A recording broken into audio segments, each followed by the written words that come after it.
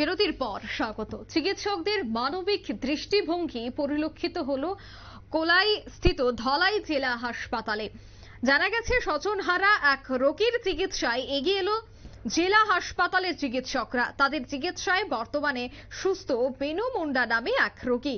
চিকিৎসকদের এই উদ্যোগে খুশি এলাকার লোকজন। কে উঠে আসছে বিস্তারিত শোনাচ্ছে। পেশেন্টের নাম 26 বছরের ছেলে। তো আজকে থেকে প্রায় 1 মাস 10 দিন আগে তার ডেট অফ অ্যাডমিশন ছিল 20 তারিখ গত মাসের 20 তারিখে ও অ্যাডমিট হয়েছিল। কমলপুর থেকে রেফার হয়েছিল। ওর যে মেইন আমাদের হার্টটা আছে ওটা ভেঙে গিয়েছিল।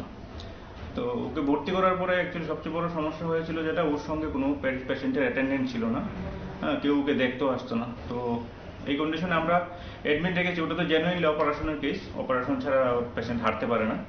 কিন্তু ওই পেশেন্ট পার্টির সাপোর্ট না থাকাতে যা হয় আর কি, পেশেন্টের জন্য যা প্রয়োজনীয় মানে রক্তের ব্যবস্থা করা, ওষুধপত্রের ব্যবস্থা করা, বা বিশেষ করে ওটার জন্য একটা ইমপ্লান্ট অ্যারেঞ্জ করতে হয় যেটা অপারেশনের সময় প্রয়োজন হয়, ওসবের কোনো কিছুই অ্যারেঞ্জ হচ্ছিল না। তো আমরা তারপরও 2-3 বার বাড়িতে যোগাযোগ করেছি। পেশেন্টের বাড়িতে বলতে অ্যাকচুয়ালি ওর মা বাবা কেউ নেই, দূরের আত্মীয় কিছু আছে। তো ওরা একজন শুধু এসে ভর্তি করে দিয়েছিল, তারপরে তো আর আসেনি। তো তারপরে ওদের সঙ্গে যোগাযোগ করার পর ওরা আসছে না। আমরা অপারেশনের জন্য 2-3 বার পোস্ট করেছি। তো স্বাভাবিকভাবে গার্জিয়ানের সিগনেচার প্রয়োজন হয়, তো সেটা না হওয়াতে ব্লাড অ্যারেঞ্জ হচ্ছিল না। তো অপারেশন 2-3 বার পোস্টপোন হয়। তো লাস্টলি আমরা চিন্তা করে দেখলাম পেশেন্টকে ভেতরে ফেলে রাখা যায় না। তো আমি orthopaedic surgeon doctor Arup Das, আর সঙ্গে আরেকজন অর্থোপেডিক সার্জন আছেন আমাদের এখানে, ডক্টর রাজকুমার দেববর্মা। তো আমরা সম্মিলিতভাবে চিন্তাধারা করলাম যে ওটা আমাদের নিজেদের থেকে একটা এফোর্ট নিতে হবে। তো আমরা ইমপ্লান্টটা আমরা দুজন মিলে অ্যারেঞ্জ করলাম। তারপরে ব্লাড ব্যাংক অ্যাভেলেবল ছিল না সেম গ্রুপে।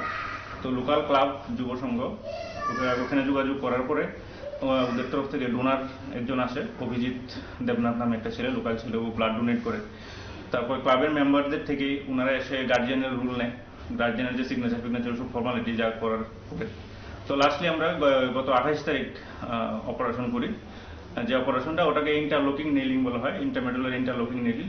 ওটাও একটু সফিস্টিকেটেড অপারেশনে, অ্যাকচুয়ালি আমাদের ডিস্ট্রিক্ট হসপিটালে প্রথমবার করেছি। আর তাছাড়াও এটা বলা প্রয়োজন, যেটা এটা করতে যে বিশেষ মেশিনটা প্রয়োজন হয়, সিআর মেশিন, ওটা আমরা গত বছরই পেয়েছিলাম, বেশ কস্টলি মেশিন। অন্যান্য ডিস্ট্রিক্টে এটা এখনো অ্যাভেলেবল হয়নি।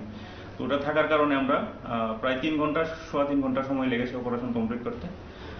সাকসেসফুলি আশা করি আমরা অপারেশন কমপ্লিট করেছি এবং আশা করি ওর আউটকাম ভালো আসবে। এখন পেশেন্ট কিরকম আছে? 2 দিন যাবত আমরা দেখছি পেশেন্ট ভালো আছে। হিমোগ্লোবিনটা এখন একটু কম আছে, আরো 1 ইউনিট ব্লাড দেওয়ার প্রয়োজন হতে পারে। ওটা আমরা চেষ্টা করছি ব্লাড ব্যাংক থেকে ম্যানেজ করে দেওয়ার। আপনারা শুনলেন চিকিৎসকের বক্তব্য। জেলা হাসপাতালে কর্তব্যরত চিকিৎসকদের এই ধরনের মানবিক উদ্যোগ যথেষ্ট প্রশংসার দাবি রাখে। সকল চিকিৎসকরা যদি এভাবে নিজেদের কর্তব্য পালন করে, তাহলে রাজ্যের সর্বত্র রোগীরা এবং রোগীর পরিবার পরিজনদের মনে চিকিৎসকদের নিয়ে আলাদা শ্রদ্ধা তৈরি হবে বলে মনে করছেন সমাজের শুভবুদ্ধি সম্পন্ন ব্যক্তিরা। নিয়ে নিচ্ছে ছোট্ট একটি বিজ্ঞাপন বিরতি, সঙ্গে থাকুন।